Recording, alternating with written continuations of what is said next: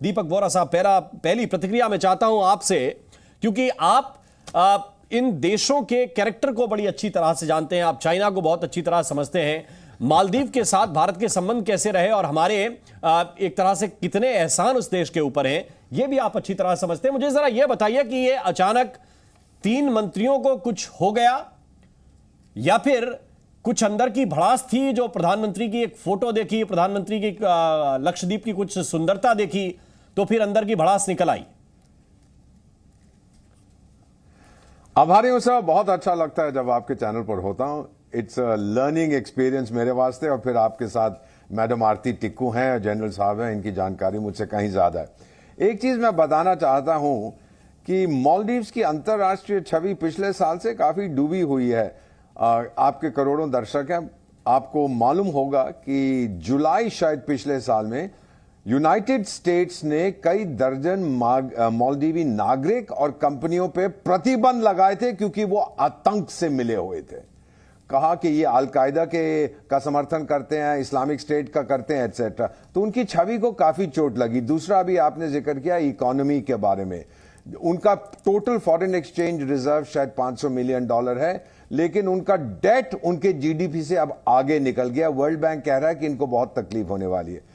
तीसरा सर, उनकी सबसे बड़ी, जो आपने खुद कहा, अर्निंग है, वो टूरिज्म से है जी। अब भारत के प्रधानमंत्री जब गए थे लक्षद्वीप, उन्होंने कुछ नहीं बोला मालदीव्स के बारे में, पर एक कहावत है ना, चोर की डारी में टिंका, वो क्यों घबराने लगे? भाई जब हम लोग जाते थे अरुणाचल प्रदेश, हमारे लीडर्स जाते थे, तो चीन कहता ओहो ये तो साउथ तिब्बत है।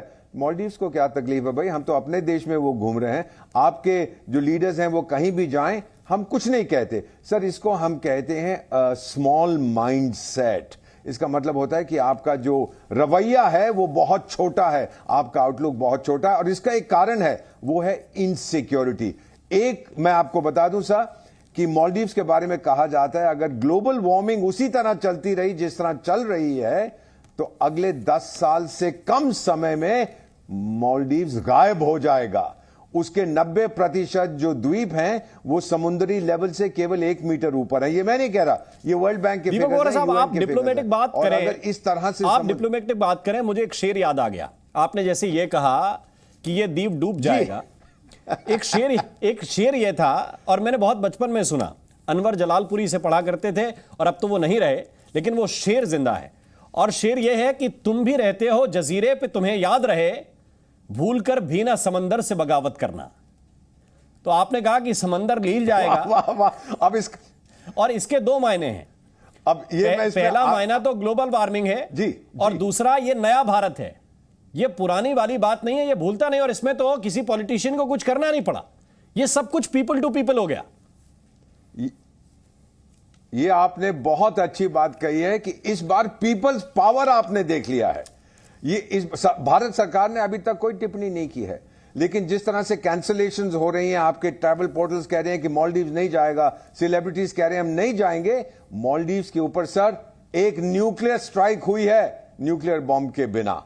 अब वो बुरी तरह से बौखला गए हैं, सस्पेंड कर दिया, ये वो है। लेकिन मेरी राय, अगर वो मेरी राय माने, मैं तो वहां गया हूं, उनसे यही कहूंगा राष्ट्रपति से, चुपचाप से चिट्ठी लिख के माफी मांगो। हम शोर नहीं मचाएंगे, आप शोर मत मचाओ। और इसके बाद आप ध्यान रखें सर, फाइनली एक कहावत है हमारे देश में कि जब आप पर आपत्ति आती है तो सबसे पहले पड़ोसी आपकी मदद करते हैं, आपके रिश्तेदार नहीं। अरे ऑस्ट्रेलिया तो 7,000 किलोमीटर दूर है, अमेरिका 6,000 है, पाकिस्तान 3,000 है, चाइना 4,000 है, भारत 700 किलोमीटर दूर है। जब आपको तकलीफ होगी आप मेरे पास आएंगे। बिल्कुल, मैं चाहता हूं जनरल सिन्हा साहब, आप इस पर एक टिप्पणी जरूर करें, क्योंकि अभी जो कैंपेन चला, ये जो नई सरकार आई, इन्होंने इंडिया आउट कैंपेन चलाया। अब क्या ये जो नया कट्टर बनने का जो शौक है, उसमें गफलत हो गई, उसमें गलती हो गई, जिसकी माफी मांगते अब फिर रहे, या फिर ये दरअसल चीन का एक बिना बताया हुआ प्रेशर है, जिसको सीधे सीधे चीन के तरफ से भी कह दिया गया, क्योंकि उनसे कोई सफाई नहीं मांगी गई थी, उनसे कोई सवाल नहीं किया गया था। तो ये चीन का प्रेशर है जिसमें ये सब बोल रहे हैं। राम मोहन जी, जय हिंद। और जो आपने सवाल किए हैं, और इसका पूरा का पूरा जो दीपक बोहरा साहब ने कहा, वहाँ से मैं लेता हूँ। और आपने सवाल किए हैं इंडिया आउट एजेंडा लेकर के मोहम्मद महजू साहब आए थे। तो हम थोड़ा सा पीछे जा करके एक सेकंड में समझाना चाहूँगा। 1965 में इसको इंडिपेंडेंस मिली है यूके से, ये बहुत पुराना नहीं है, 1965, और चलता रहा 1988 तक। उस समय हुआ था, गयूम साहब की वहाँ पर सरकार थी, वो राष्ट्रपति थे, और वहाँ एक कू हो गया था, मिलिट्री कू। और इंडिया, क्योंकि मैं उस समय फौज में भी था, और हम पैरा का एक ऑपरेशन चला था मालदीव में, जो कि हम लोग यहाँ से गए, आगरा से हम उड़े, वहाँ जाकर के पूरी की पूरी सरकार को, उसके बाद हमारा मालदीव से बहुत बड़ा संबंध 1988 से, उसमें सिक्योरिटी है, इकोनॉमी है। 77% जो मालदीवियन डिफेंस फोर्सेस हैं उसके जो रिक्वायरमेंट्स है भारत पूरा करता था, क्योंकि ये इंडियन ओशन रीजन में हम इन्फ्लुएंस में नहीं गए थे, हम वहाँ गए, हम रह सकते थे, मगर हमने जैसे ही चीज़ें खत्म हुई वापस आ गई, हमारी पूरी पैरा ब्रिगेड गई थी, और हमने ऑपरेशंस किया था, नेवी के गए थे शिप। अब आप देखिए क्या हुआ, ये हमारे साथ बड़ी अच्छी इनकी ताल्लुकात थी। हमने वहाँ पर उनको हेलीकॉप्टर्स दिए, पहले 4 हेलीकॉप्टर्स। उनका जो मेन एयरपोर्ट है जहाँ पर लैंड होते हैं, माले आप शायद गए होंगे, वहाँ गए थे। 2010 में नेशनल डिफेंस कॉलेज जब जनरल्स बनते हैं हम लोग, तो हम लोग जाते हैं, तो हमारी पहली विजिट थी, जो ऑफिशियल विजिट थी, वो मालदीव थी। मैं भी गया था क्योंकि मैं नेशनल डिफेंस कॉलेज कर रहा था, और मालदीव के हमारी जो स्ट्रेटेजिकली हम उनके साथ, इकोनॉमिकली उनके साथ, सभी तरीके से हमारे लोगों का, देखिए आज चाइना से टोटल करीब 1 लाख जो कहते हैं टूरिस्ट जाते हैं, आज आपने सुना 3 लाख लोग जाते हैं, और ये इतना रिकॉर्डेड है, इतना 18%, 19% ऑफ टूरिज्म वहां पर। टोटल इकोनॉमी अभी आप देखेंगे, पहले मालदीव में केवल 5,21,000 लोगों की जनसंख्या है, वहां पर 2,200 केवल इतने रीफ्स हैं या आइलैंड्स हैं, जिसमें 1,200 के और 200 में लोग रहते हैं। उनकी टोटल इकोनॉमी 40,000 करोड़ की है।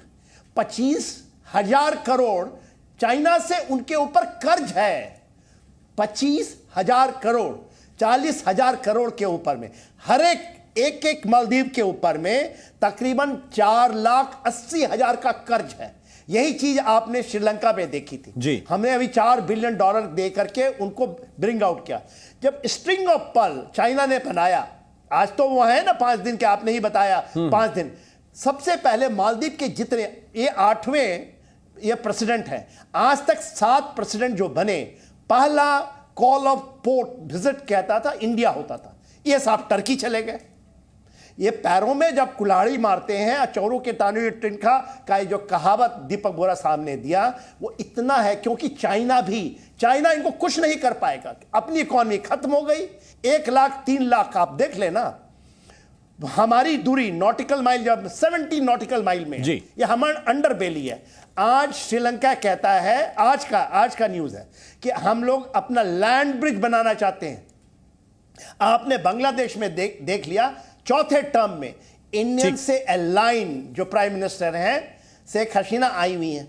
तो भारत, आज नेपाल भी भारत में आ रहा है और भूटान भी आ रहा है, पाकिस्तान, कल बातें हुई, पाकिस्तान ये कहता है शायद गिलगिट बाल्टिस्तान दे लो। तो ये जो चीजें हो रही हैं जियो स्ट्रैटेजिकली, उसमें सबसे बड़ी जो गलती कर दी वो मोहम्मद महजू साहब ने कर दी। ठीक है। जी न्यूज़।